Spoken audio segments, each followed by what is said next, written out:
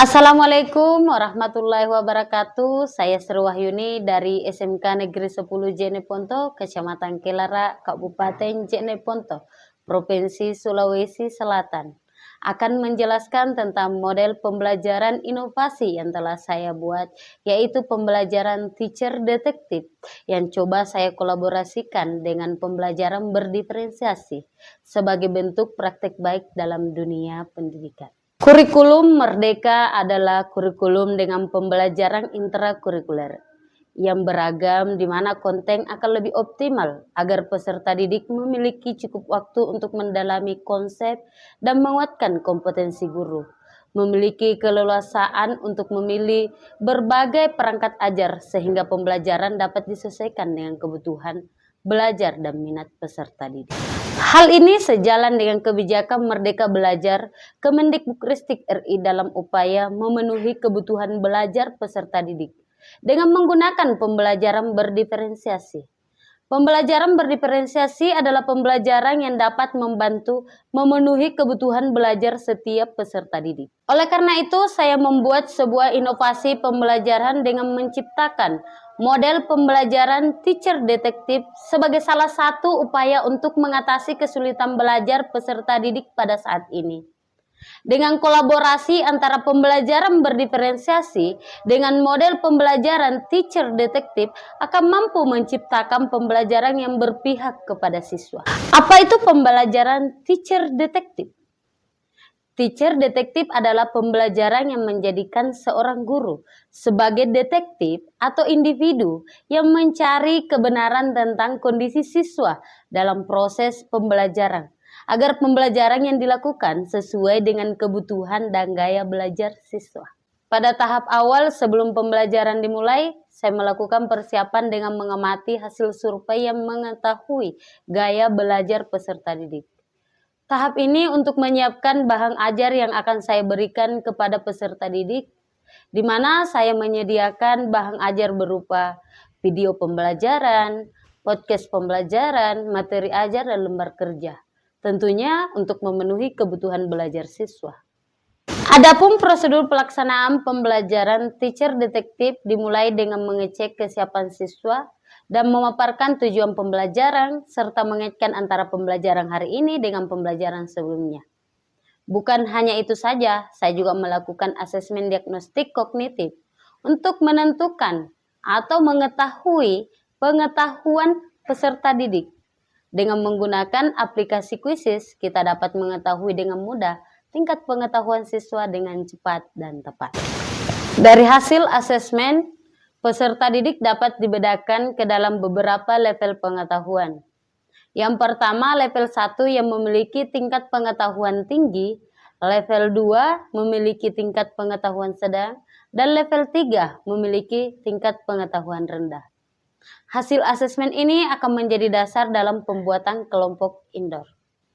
Keseruan pembelajaran berawal dari pertanyaan pemantik yang saya berikan dengan menggunakan game tradisional. Game ini digunakan untuk pemicu awal agar peserta didik bersemangat dalam proses pembelajaran. Setelah itu, saya membagi siswa ke dalam beberapa kelompok indoor sesuai dengan asesmen awal, dengan menggabungkan siswa yang memiliki pengetahuan rendah, sedang, dan tinggi. Pengelompokan yang ada dilakukan agar dalam proses pembelajaran siswa bisa berkolaborasi dan saling membantu ketika ada yang kesulitan dalam belajar. Siswa yang memiliki pengetahuan tinggi bisa mendampingi temannya selama proses pembelajaran berlangsung. Dan siswa yang memiliki pengetahuan rendah itu bisa bertanya kepada teman dalam satu kelompoknya. Selanjutnya, peserta didik yang sudah terbagi ke dalam beberapa kelompok indoor akan diberikan 3 materi yang berbeda-beda sesuai dengan kemampuan peserta didik berdasarkan hasil asesmen awal. Peserta didik bisa mempelajari materi berdasarkan gaya belajar mereka. Yang menggunakan video adalah siswa yang memiliki gaya belajar visual. Yang menggunakan podcast adalah siswa yang memiliki gaya belajar audio. Dan yang menggunakan bahan ajar dan LKPD adalah siswa yang memiliki gaya belajar kinestetik. Dari bahan ajar yang telah disediakan oleh guru, peserta didik akan melakukan diskusi dengan kelompoknya.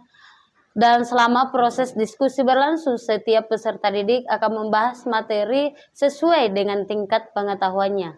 Saya sebagai guru tentu tetap mendampingi siswa selama proses diskusi untuk mengarahkan dan memberikan penjelasan ketika ada kesulitan selama proses diskusi berlangsung. Di setiap kelompok juga sudah ada teman yang memiliki kemampuan level 1 atau kemampuan tinggi. Ini akan membantu teman-temannya dalam menjalankan proses diskusi. Kemudian setelah proses diskusi selesai, masing-masing anggota kelompok indoor akan membagi dirinya ke kelompok outdoor dan akan bertemu dengan kelompok lain yang memiliki tingkat pengetahuan yang sama. Masing-masing anggota akan mencari tahu bagaimana pemahaman dari kelompok lain sesuai dengan subtopik pembahasan dengan cara bergantian memberikan penjelasan. Setelah pembahasan selesai, setiap anggota kelompok akan kembali ke kelompok indoor untuk menyampaikan apa yang didapatkan di kelompok outdoor. Setiap kelompok menganalisis pemahaman kelompok lain dengan kelompoknya. Setiap kelompok akan mempresentasikan hasil analisis yang didapatkan masing-masing kelompok dengan cara beragam sesuai dengan gaya belajar yang mereka inginkan. Bisa dalam bentuk video, podcast, narasi langsung, ataupun tertulis. Berdasarkan analisis kelompok kami dan dengan kelompok lain, kami menganalisis dalam bentuk tulisan untuk dikirimkan ke grup supaya bisa dipahami secara bersama. Sudah menganalisis pendapat dari kelompok kami dengan kelompok lain, lalu membuat video analisis, lalu saya kirim di grup Mapel PKN untuk penjelasan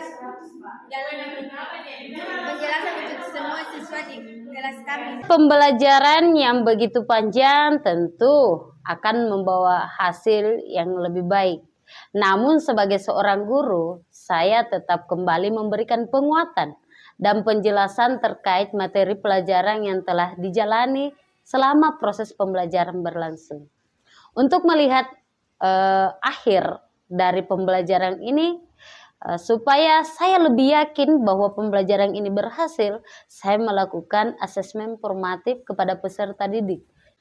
Langkah terakhir dari pembelajaran teacher detektif adalah melakukan refleksi bersama peserta didik terkait pengalaman belajar yang dilaksanakan, serta menyampaikan manfaat pembelajaran yang didapatkan selama proses pembelajaran berlangsung. Dari model pembelajaran Ibu Sri, saya merasa lebih cepat memahami materi, merasa gaya pembelajaran lebih menyenangkan, dan membuat saya dan kelompok saya lebih kompak maupun antar kelompok, mudah dimengerti dan mudah dipahami. Inilah proses pembelajaran yang saya lakukan dengan menggunakan model pembelajaran teacher detektif yang saya buat sendiri, dan semoga ini merupakan sebuah praktik baik dalam dunia pendidikan yang bisa digunakan di seluruh sekolah yang ada di Indonesia. Mudah-mudahan ini menjadi model pembelajaran yang bisa berkolaborasi dengan pembelajaran berdiferensiasi sebagai bentuk pengaplikasian dari kurikulum Merdeka Belajar yang ada di Indonesia. Sekian dari saya, wabillahi taufiq wal hidayah, wassalamualaikum warahmatullahi wabarakatuh.